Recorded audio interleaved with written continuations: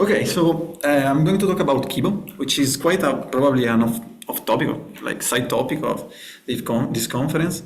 But okay, this is a framework for doing quantum computing, full stack. I will talk about it in a few minutes, but I will focus on quantum machine learning applications in high energy physics, which is actually what I'm doing. So just a bit of motivation behind this talk. That's me. I'm working at CERN in the IT department. And okay, why quantum computing for HEP? Because, I mean, could be some motivation.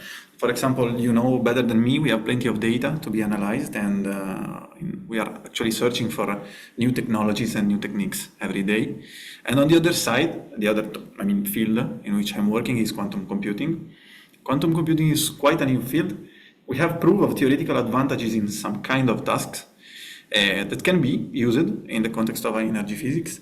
But on the other side, we also have many problems because it's quite new field indeed. And so we have machines that are noisy, they need to be controlled better and better, calibrated in the end. And also we have a strong needs of simulation still. So I just want to give you a brief introduction to quantum computing, and then I will do the same for quantum machine learning, just to have the basis to understand what we are going to do and implement later. But yeah, again, some general motivation behind quantum computing. There are fields in which we know we have theoretical advantage. Among them, it's easy to mention the fact that we are able to represent better quantum systems because we basically sample from them, and we have algorithms that break in some way some computational complexity barriers. Some very famous algorithms like Shor, Grover, and so on. And then there are areas in which we have potential advantage. So we are investigating them, and among them there is a quantum machine learning area applied often to quantum data or classical stored quantum data, so the one we have actually at CERN. And okay, so first of all, if we take into account a quantum computer, we should switch from the classical notation, which is the bit notation, 0 and 1, into the qubit notation. So what we have is no more a 0 or a 1, but instead we have a state which can live, actually it lives in a superposed state of 0 and 1. They are two levels quantum system, actually, in which we isolate the first two energy levels. And they can be implemented in many different ways. I usually work with superconducting qubits, but in general there are many different technologies that are growing up. Okay, so we have quantum states. The more qubits you have, then you have a bigger quantum state, which is growing in size. And then what we want to do is to manipulate quantum states and to encode some algorithms, some routines. And basically we do that by applying formally unitary operators for a reversible computation. This is the paradigm of quantum computing.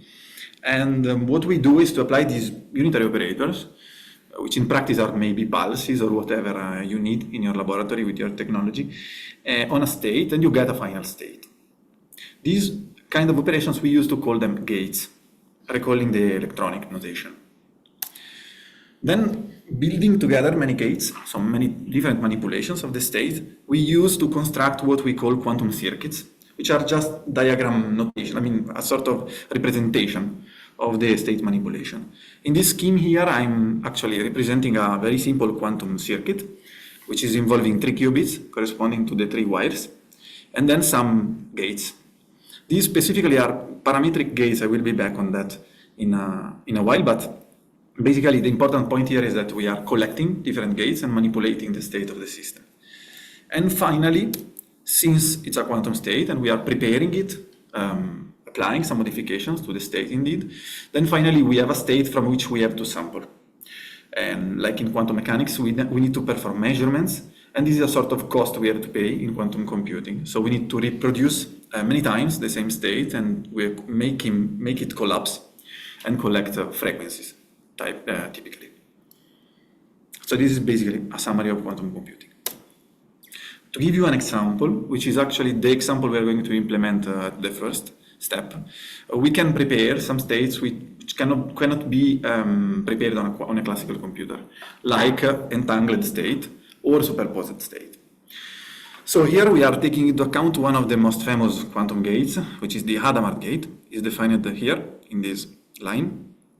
And the feature of the Hadamard gate is that if we apply an Hadamard gate to one of these two states, which are the fundamental states, 0 and 1, the basis of our qubit, then what we get is a superposed state, maximally superposed state. So this one or the one with the minus if we apply the Hadamard to the 1. And then what we are doing here is to prepare one qubit into the 0 state, which is basically one of the most easy to be prepared. The ground state is easier to be prepared in a lab. Then we prepare another qubit, always in 0, and we apply to the first qubit the Hadamard. So we prepare it in the superposed state. Now the next step is to apply what in electronics we know very well is like control operation. For example, here is a control not operation. But we use as control qubit, the one who is in the superposed state. So as any control gate, what happens is that if the control is 1, we apply the operation. If the control is 0, then we don't apply the operation. In this case, the control is both in 0 and in 1, half of the time. It's half there, half in 1 and half in 0. And so what happens actually is that we are going to modify the target state probabilistically. And so in the end, we prepare an entangled state, which is in 0, 0 plus 1, 1 normalized. If you want a diagram representation, so a quantum circuit, this is the simple quantum circuit you need. So apply an Hadamard gate to the control, then a control not, and then a couple of measurements gates.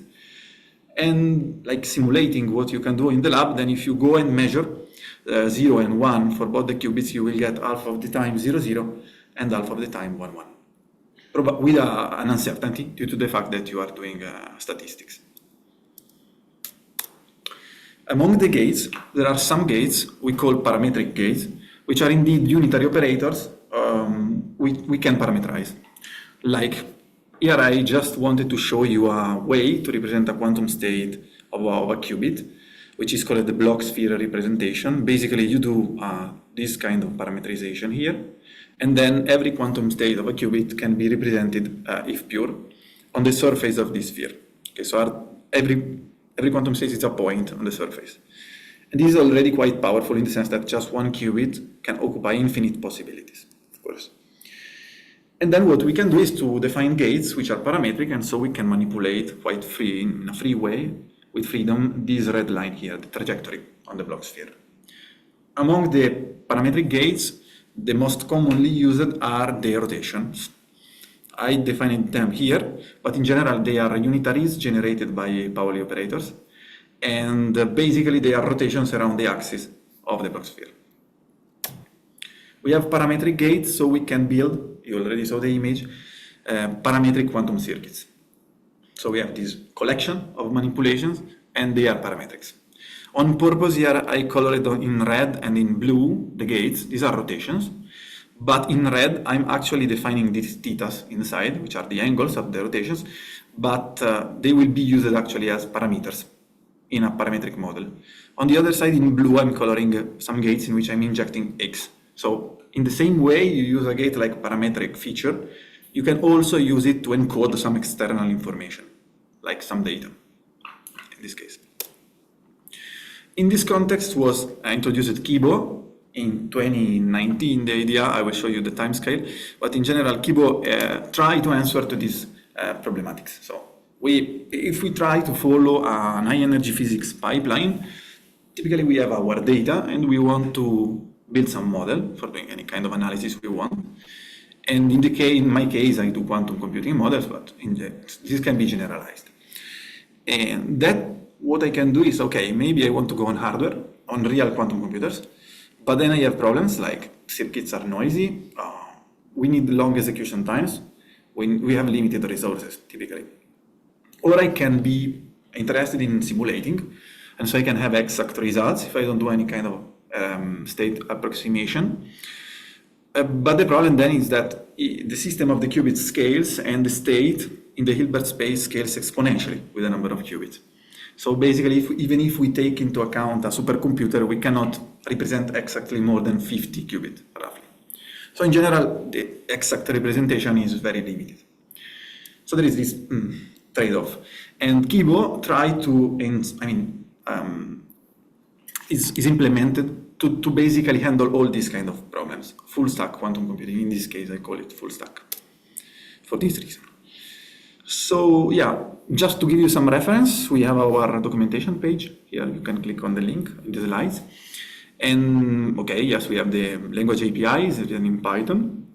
We have models and any kind of physical application examples. And then we have the tools for doing quantum control and hardware calibration. And yes, some more information about how we are developing the framework.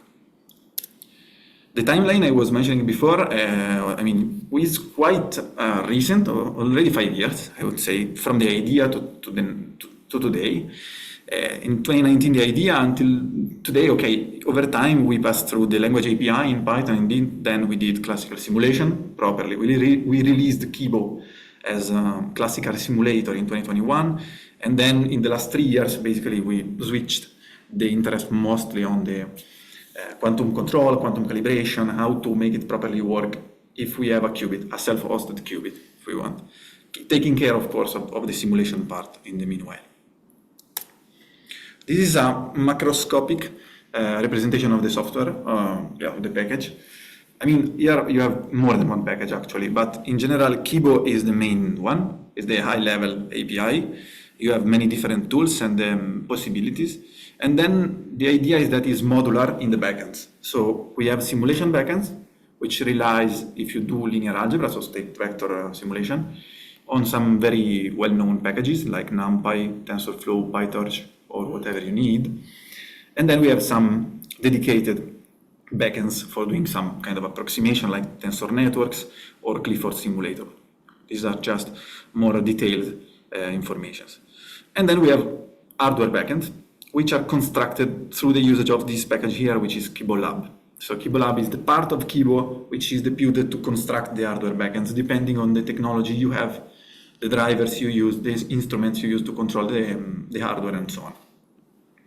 And then applications, so some packages on top of this kind of environment.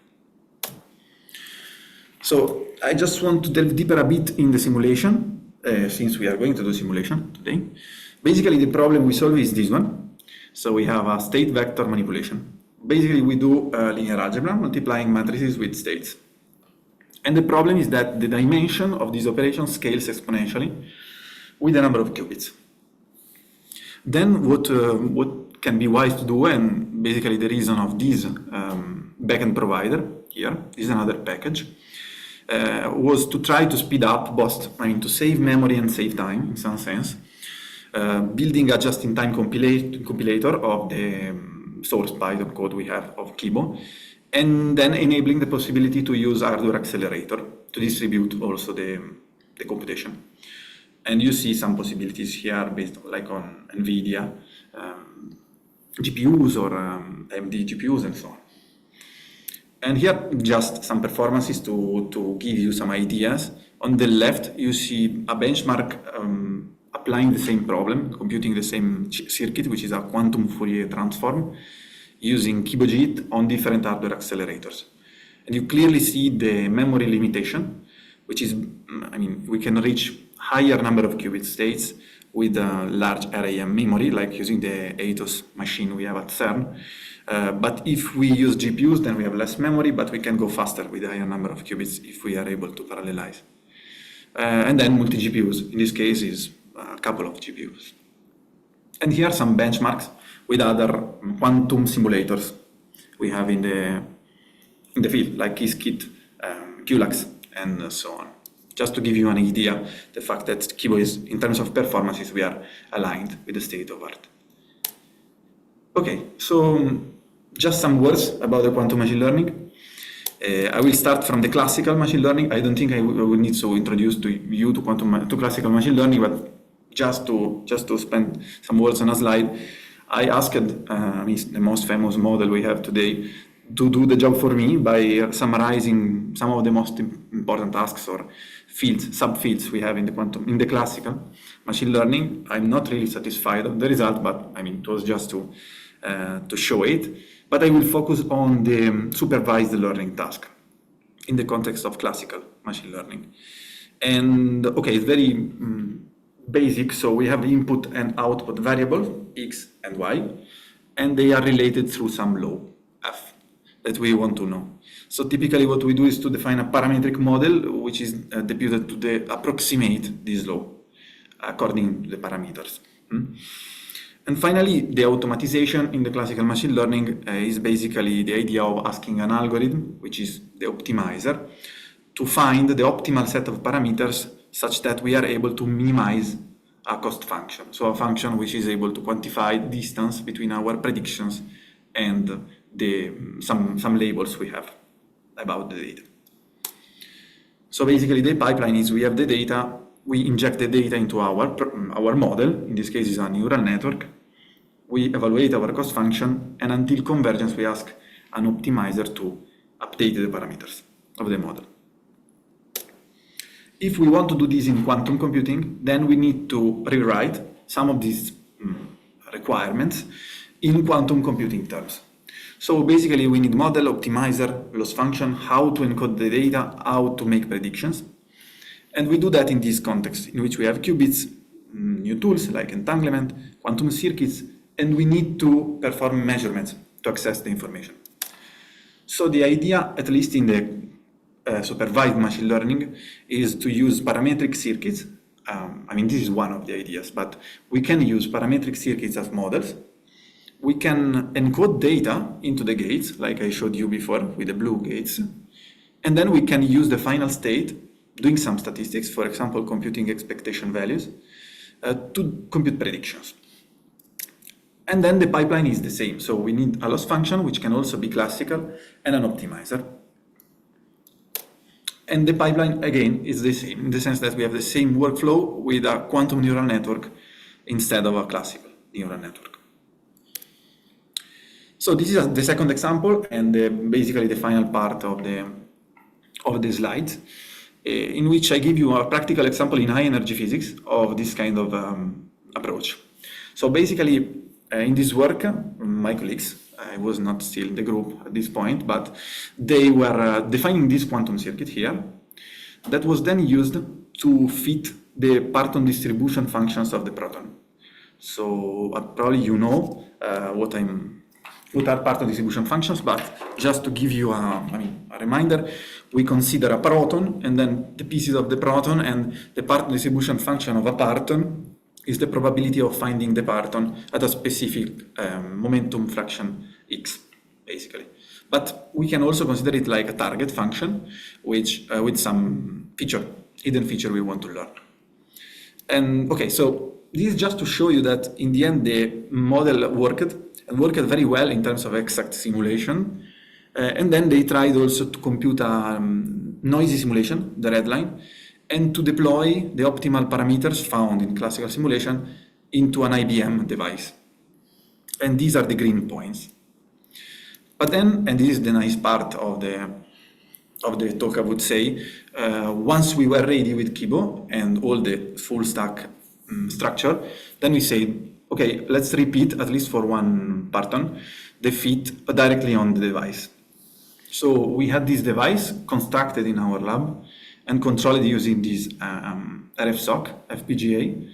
The drivers were written together with the kick package. We wrote the drivers, and using the Qibo for high level algorithm, so the quantum machine learning algorithm, Qibo-Cal for the calibration, and Qibo-Lab for the transpilation, the compiling, basically the transformation from the gates to the pulses.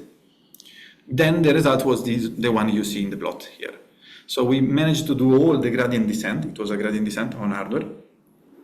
And we trained the chip to fit the Parton distribution function. And this is just to mention that on top of these works, theoretical and then more practical, then there were other works ongoing and published this one on archive, in which we started to study more deeply some aspects of this kind of setup. Here, for example, we were doing integration using a quantum circuit. This is the same target, but we also considered the energy scale as a variable. And here on the other side, we were working on hardware, trying to develop an algorithm to improve the performances of the fit, doing real-time error mitigation, trying to mitigating the noise of the hardware. Yeah, I mean, with the slides, I think I'm done. Now, if you want, we can spend some minutes for questions, or we can jump to the notebook and we implement the two examples, basically. That's good. Okay. So let me know if you see my notebook. Hi, Matteo. Sorry, can I? Sure. Hi, Eduardo. I was a bit slow. Can I, since you mentioned on IBM machines and quantum noise, can you comment on the effects that were behind those differences in the distributions between the ideal case and actually the one with some noise in? You mean in the slides, right? Yeah, exactly. You mean the difference between the green and the red, or like an exact simulation? What exactly did you put in as noise simulation to try and simulation? hardware? Okay.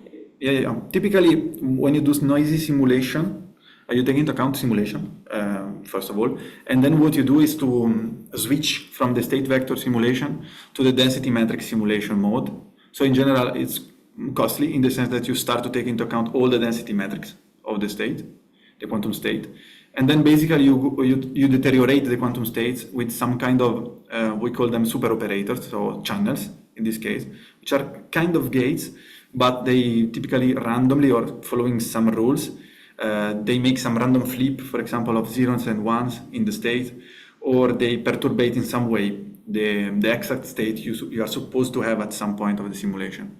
So basically, you deteriorate the state, increasing I would say decreasing the off-diagonal part, so pushing it to be more close to the maximally mixed state. So basically, what you do, simulating noise, is to push the quantum state, which is supposed to be quantum, to be more classical. And you do that with some tricks that typically are encoded in channels, super operators. That can be like, we have many models in the end. I don't know if I answered to the question. No, but that's okay. Of course, you know, you can't go into the technical details. That will be a talk by itself. But no, I take the point there. Thanks, sir. Okay, in case we can chat later also. Sure. Thanks. Okay, so let me know if you see the notebook. Yes? Yes, we do. We see the notebook, yeah. Okay, thanks. So, okay, at first we import some stuff. In fact, you can Sorry? close the left bar and increase the magnification. Oh, yeah. Magnification's fine, but yeah, just to use more screens. Is it better? That's right. It doesn't need to. Okay, this now should be better. Yeah, great. Okay, thanks. Probably we have some delay. Okay.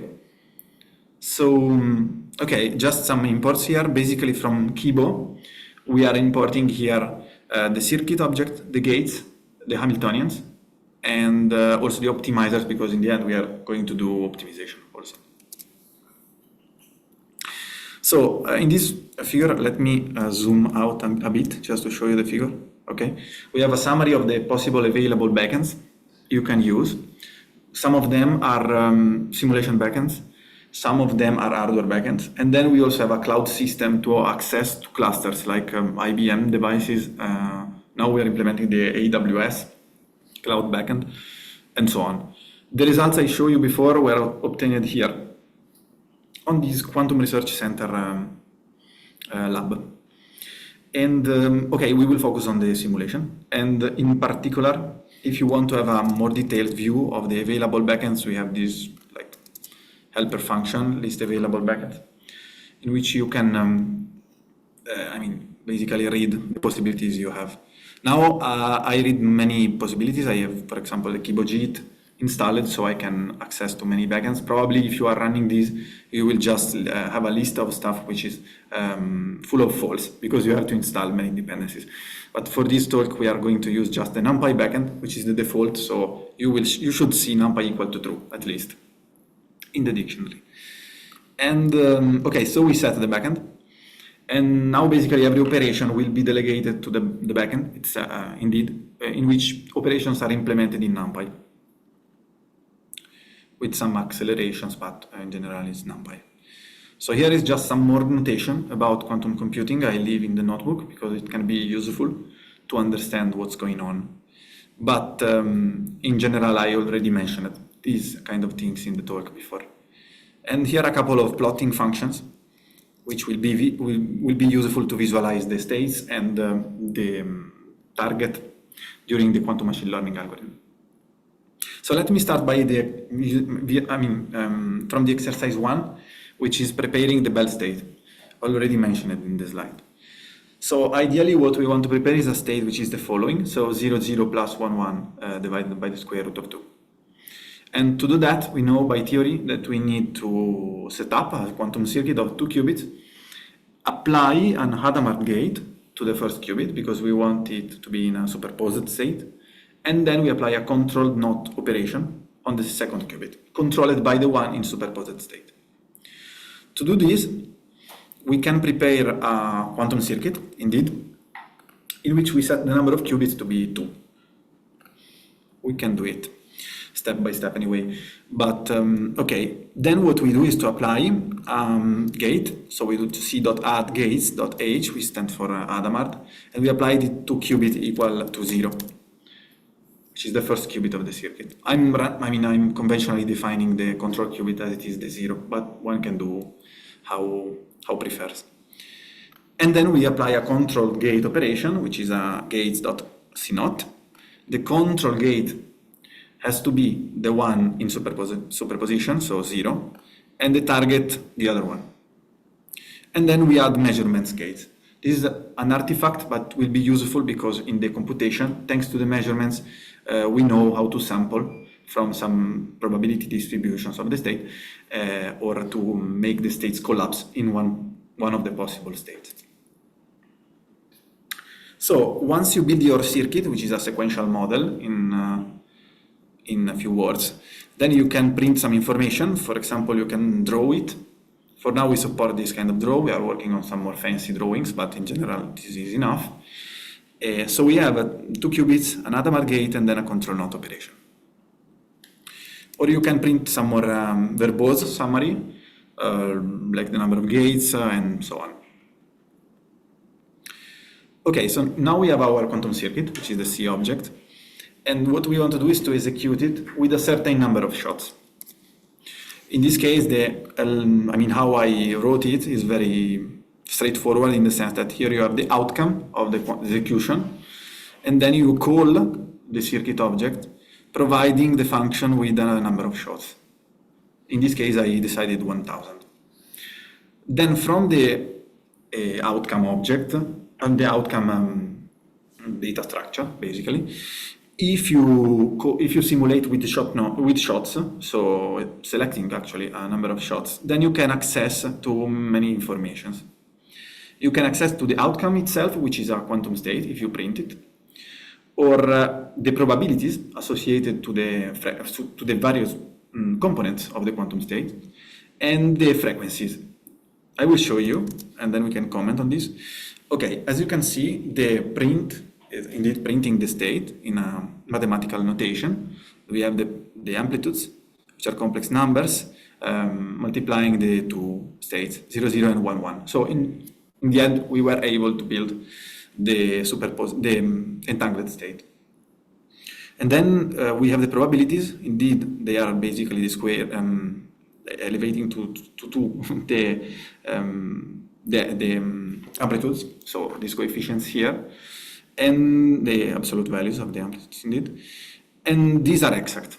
So independently on the number of shots you define, probabilities are exactly simulated.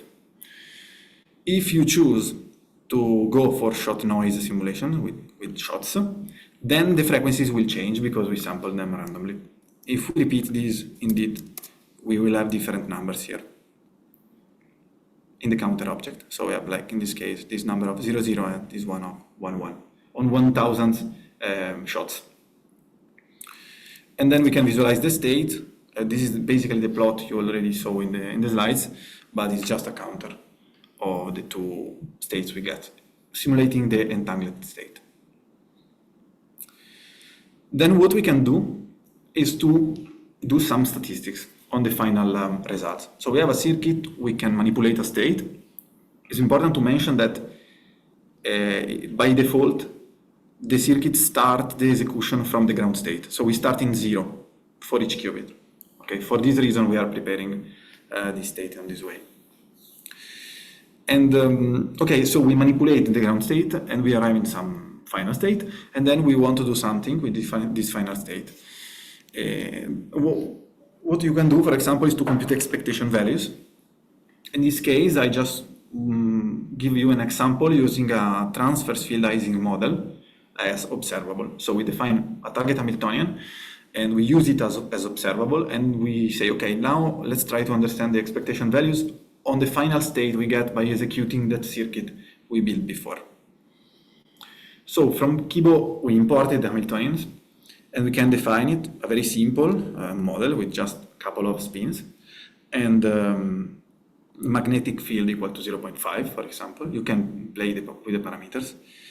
And then this is pre-computed. We have it as an object inherited from Qibo, and we can access to some features like the matrix, the eigenvalues, and the eigenvectors, for example.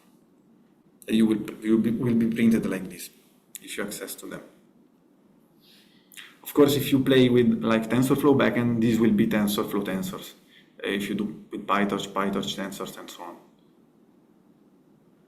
And then you can compute the expectation value using this function here, which is Hamiltonian.expectation, Hamiltonian object.expectation, and then you need to provide a function with a quantum state on which you compute the expectation value. And okay, in this case, you get a result, which is this -2, basically. A more complex circuit can be a parametric quantum circuit. So basically a circuit in which the gates we were adding before, like Hadamard and C-Nodes, are replaced, or like we just add more gates, which are parametric. In this case, I'm building a very simple circuit with this build parametric circuit function, which is a sort of sequential repetition of rotations. So we are adding an RY gate and then an RZ. So we rotate around the Y and the Z axis of the block sphere, each qubit. I mean, in this case, it's just one qubit, but you can play with number of qubits, number of layers, or whatever you want. And then right now I'm setting the parameters, so the angles to be 0 as initialization. So the circuit, we can visualize it. We have basically a 1 qubit circuit composed of rotations with a final measurement. And we have some information, so number of rotations and so on. Of course, now we can play with the circuit and manipulate the angles. And this is basically the core point when we want to do quantum machine learning, because we want to be able to update the parameters of the circuit to manipulate the final state such that we can do something with it. For doing this, the circuit has methods, which we call get parameters and set parameters. The get parameters method is straightforward, so you get parameters, in this case only zeros, as expected. And if we try to execute to execute the circuit and to show the final state, then we see that we have the ground state, basically. This is because the angles are all zeros, and so we are basically applying gates which are doing nothing. We are just applying an identity to the initial state, and so, okay, this is expected. But then we can modify the angles. So basically we generate a random set of angles using NumPy here, and then we set with circuit.setParameters the new parameters, which are these random numbers. And what happens is that randomly the states start to be manipulated with our circuit in a parametric way, because now we can tune these parameters for doing something we want. Okay, so finally we can get to the final exercise. We know how to build a circuit and how basically to manipulate it, playing with the parameters. And so now we set up a quantum machine learning algorithm in which we use that circuit, the parametric one, to fit the up quark Parton distribution function. I just remind the pipeline. So we have the data, we need the data, we need a way to encode the data, we need a loss function, which is processing the output, which will be expectation values in a while. And then we need an optimizer. So these are all the tools we need now. So at first, you should have also this data folder in which you have this file u.dat, which you have the data for the app Quark. These are NNPDF data. So we are using NNPDF data as target, which are basically measurements. So these are targets, but measurements, to be fair here. And then yes, I'm just selecting some of them. And with the plot Quark function, I'm showing you our targets. So these are the points. And the idea is to train the circuit to get us a final state, thanks to which, with some expectation values, we will match this black line. So the next point is to be able to encode this data into the circuit. And as I mentioned it before, one way to do that is to use the angles directly of the rotations. So in particular, in this function here, I'm building the angles on this way. So we do linear combination of some parameters, which are just float values, with the data. And indeed, what we do is to reconstruct a list of angles by multiplying the elements of the list of the parameters with the data and with the logarithm of the data. This is important in the model I showed you in the slides because it allows us to explore better the low energy scale, which is quite important and quite sensitive when we deal with Parton distribution functions. So basically here we get a circuit, we manipulate the gates, we construct the parameters, and then we set the new parameters into the circuit and we return a circuit. The target observable that we use to compute the expectation value will be this, so a Pauli.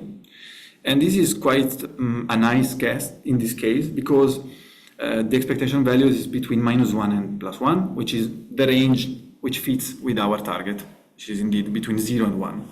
It's not the same range, but it's okay because we can play in the same region. And finally, okay, we need a function to make the predictions. So we have the circuit, we have a way to encode the data into the circuit. We have an observable, so we can process the final state. And now we want to build the predictions themselves. So basically this very simple function, we just loop over the data, we set in the circuit the data, the target data, and the parameter vector. So we actually build the specific quantum circuit, which is depending on the data also. And then we compute the prediction, which is the expectation value of our Hamiltonian over the final state we get by executing the circuit. Here I'm not setting the shots because I'm just using the exact final state. One can also use shots and then reconstruct the expectation values from the frequencies. We have this implemented in Qibo, but for this example I just went through the exact state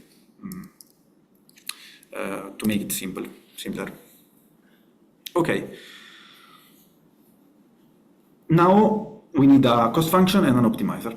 And basically the model and the pipeline is set up. As cost function, I'm using a mean square error.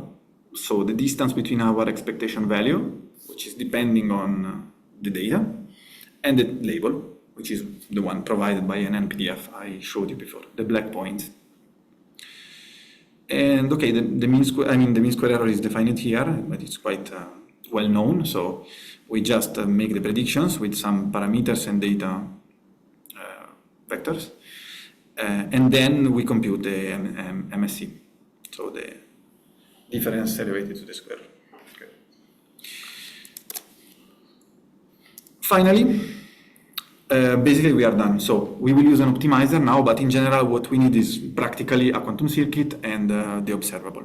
So we define the circuit with the function you saw before, we build parametric circuit, we inject some random initial parameters, and we build our target Hamiltonian, the Z with n qubits equal to 1. This is an n qubits. We can visualize the circuit. It's basically the same of before with one layer more. So there are 4 layers of wire Z gates. And we can visualize the initial state, which is this one, but in general is randomly defined by the parameters, which are indeed random for now. We can also make predictions with this randomly initialized circuit, but okay, in the end, the predictions are not predicting because the data, the parameters are randomly chosen. So now we just need to optimize it. In Qibo, we have this optimize function, which is basically a sort of wrapper of different optimizers, but in general, you can use different kind of optimization methods. Here, I'm going for a genetic algorithm because we don't have a lot of parameters, and in principle, it's a global algorithm. We can do better choices in the end, but just for the sake of doing the optimization, it's not a very huge model. I decided to use this algorithm. But in general, we are just using an optimize function. We provide the cost function, which is our MSE, an initial guess of parameters, and then some extra arguments, like some extra arguments for the optimizer and some for the cost function here. So basically now we run this. It will take probably a couple of minutes, I think. But in general, the idea indeed is to delegate to some optimizer the updates of the parameters so that we can finally have a set of parameters, we inject them in the circuit, and that final state of the new circuit will be a good candidate to compute the expectation value for our predictions. Okay, so now we are running quite fast. This is the value of the cost function, so we are going down until 5 to the minus 6. I think we'll take some seconds more, no more. And then basically we take the best parameters here that are stored in this optimization result, and we compute again the predictions with the predict function using our parametric quantum circuit and the best parameters. And the data are the same data of the training. I'm sorry for the time of waiting. I think it's going to finish soon. I set a max number of iterations, so we are quite close. Yes. If you have questions in the meanwhile, just stop me. But I think we are mostly done.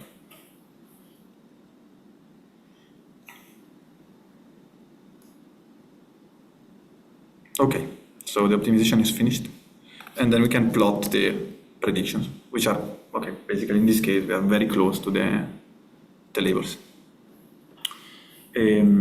Yeah, I think I maybe ran a bit on the notebook, I don't know, but I think I'm done. So yeah, this is all I wanted to show you, and so now if you have any question, it would be fine to discuss. Okay, thanks. So we're generally open, it's 10 minutes before the end of the session. We generally open the floor to questions. Mm-hmm. And now's your chance to ask anything about what you've seen before.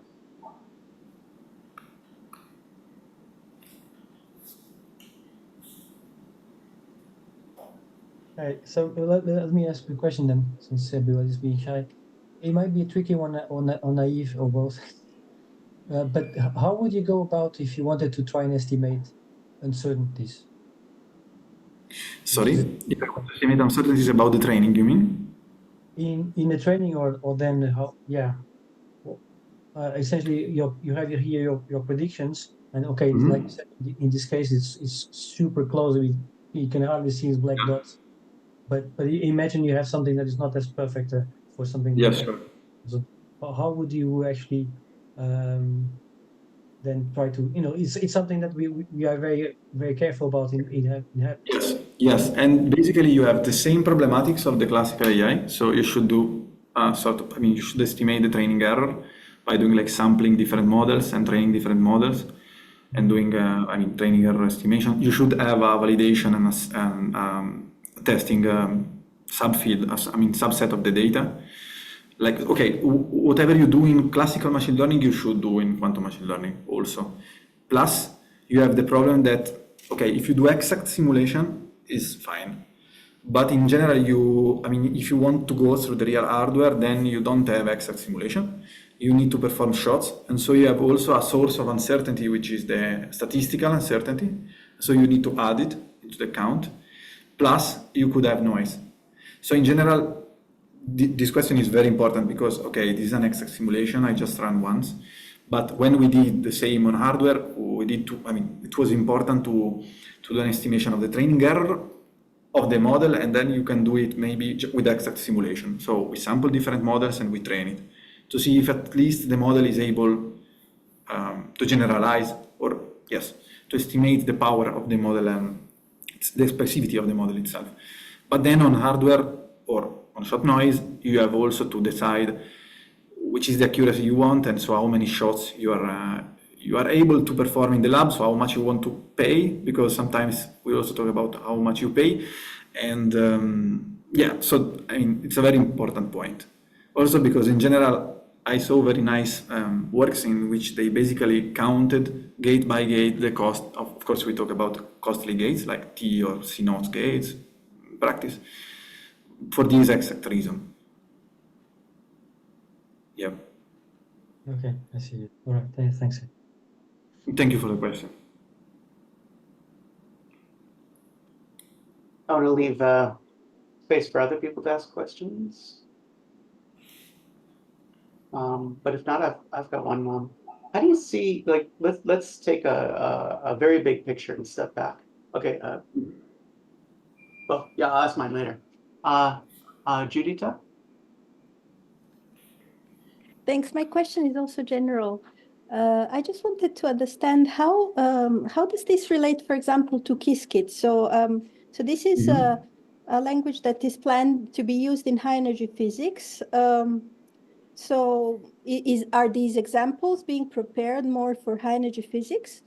So yeah, maybe you could just tell me how does it relate to other languages? Okay, we can contextualize Qibo, and then we can say why Qibo is supposed, or if Qibo is different from Qiskit. Contextualize Qibo is, at the beginning, my supervisor, Stefano Carrazza, was working in high energy physics, and a lot of people involved in the projects come from the high energy physics field. So initially, the idea was to try to set up algorithms for high energy physics. And at the beginning, they weren't using Qibo, for example, at the beginning.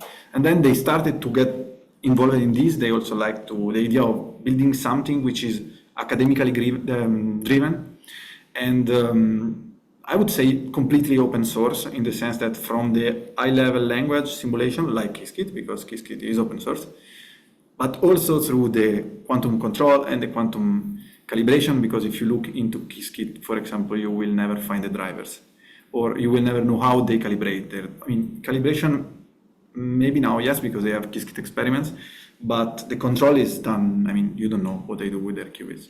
So in general, the idea was, okay, we are a group of academic people. We want to create this environment in which inspired, mostly pointing to the high energy physics problems, but in general, they try to answer to questions which are okay and important in quantum computing, with a completely open source mind, if you want. So now, if we talk about the differences, one answer is the one of before. So we are completely open source. And also, I would say the second is that we are academically driven. And so basically, you can just join our meeting and we work together. Of course, we are less people. So if we take into account features, we have less features than Qiskit. And this is true. And if you stop the analysis to Qibo, then we do basically the same. So there are no differences in terms of state vector simulation, for example. So thank you very much. It's better documented also, Qiskit, because there are more people and more people had problems with Qiskit. So yeah.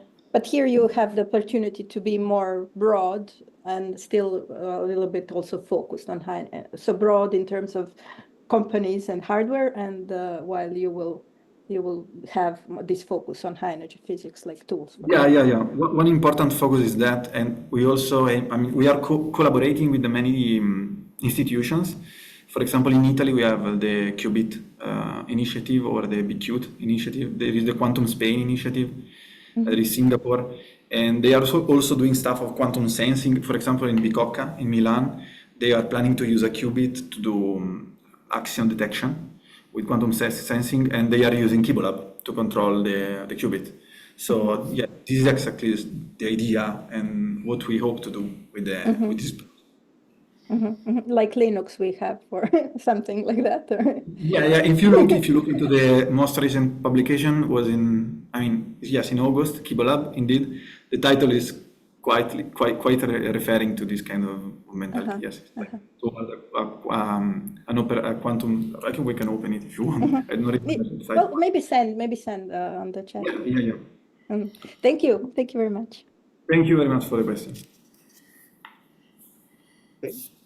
There's a question from Dmitry Borokov, which I could just read. Can you elaborate on the parameters and indices in 24? This is the set parameters function. And if Dmitry has any follow-up questions, just ask. Sorry, can you repeat the question? The parameters and indices in 24, so like bracket 24. I think this is in the notebook. It's the set. Okay. Let me go here. Okay, maybe it was here. It's the set parameters function. Okay. Yeah, the set parameter, this function that I wrote or the one of Qibo? Okay. I just realized that I called the function like the one in Qibo. So maybe it was confusing. So I'm sorry for this. In Qibo, we have the set parameters function, which is a function of the circuit object, in which basically you provide a list of, or an array of parameters, and the parameters of the gates are updated in the circuit. So the angles, basically. This set parameters function here, I wrote it to customize even more how to populate the circuit. In particular, basically, we are using the set parameters function of the circuit, but that list of parameters we are providing to the circuit is not just a list of parameters, is a combination, each parameter is a combination of trainable parameters and data. I hope to be answered. I don't know. In case, just... Okay, thanks. Thank you for the question.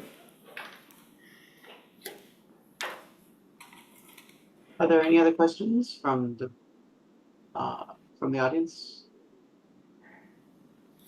Yeah, I have one, and I guess there's just 2 minutes left, but just super far, super big picture.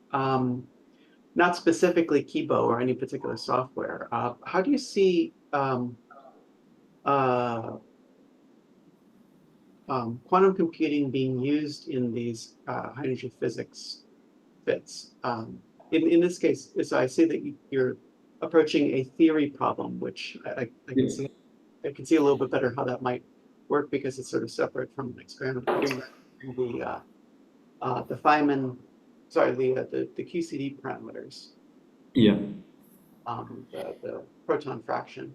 So do you think, that the collect experiment data and then bring it to a quantum computer, is this something that would take too long on a classical computer? I don't know how long these fits normally take. So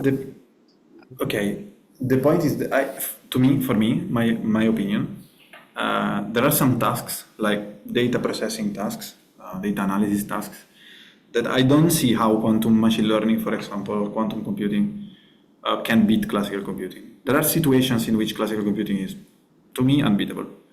But there are situations in which we know, by theory also, that some algorithms or some subroutines are providing a speed up with respect to classical. If you have some specific task, like searching algorithms or the very famous Shor algorithm for factorizing big numbers, you can try to encode problems into these kind of setups. But in general, I think the most beautiful way to exploit quantum computing, and in particular in quantum machine learning, because it's it's getting quite a dark era of quantum machine learning, I would say, because we are getting closer to many problems. We are understanding many problems. Is to try to understand how quantum machine learning, quantum computing reacts to quantum data, real quantum data. And in my opinion, would be amazing if at some point we will be able to encode the quantum computers, like sensors or whatever it is, inside our detectors. Oh, okay. This is my opinion and my hope, because I'm working at CERN. So this is what I think. Maybe in the future, maybe we will discuss in the community and we will find a way to to do that. But from the algorithmic point of view, there are scenarios in which quantum computing can be useful, but okay, they are very specific. Another point is that in quantum computing we have different tools. So we have like entanglement, superposition. So there are situations like anomaly detection or data generation in which, like with GANs, for example, in which it seems to be that very small models, but with high level of entanglement, they are able to capture or to generate correlations, which seems to be, I wouldn't say better for now, but they work very well in this kind of task. So I think there are regions in which we can play. Okay. And high energy physics is a perfect environment to do that, I think. I'm curious about what sensors could be taken from the detectors straight into this, but unfortunately we're out of time, so I'll try following up in Slack. Okay. So thank you, Matteo.